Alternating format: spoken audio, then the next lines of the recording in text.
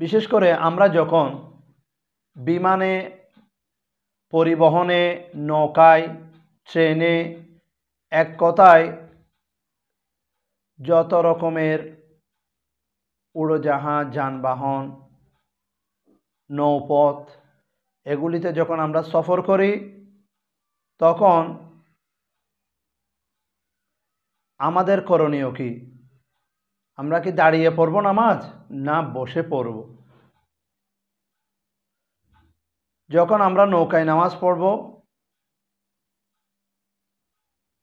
বা যানবাহন পরিবহনে নামাজ পড়ব, প্রথম কথা হচ্ছে সফরের মধ্যে এই পরিবহন, যানবাহন, উড়োজাহাজ এগুলির মধ্যে নামাজ পড়া জায়েজ। যখন মাথার চক্কর লাগবে, বিমান ঘুরলে, নৌকা ঘুরলে, গাড়ি ঘুরলে মাথায় যদি খারাপ লাগে, চক্কর লাগে, এরকম চক্কর লাগার, মাথা ঘোরার আশঙ্কা থাকে, তখন আপনি বসে নামাজ পড়তে পারবেন, বসে নামাজ পড়তে পারবেন।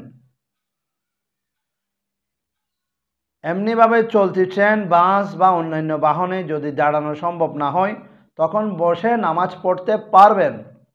তবে মাসালাটা হচ্ছে যখন আপনি গন্তব্যস্থলে পৌঁছাবেন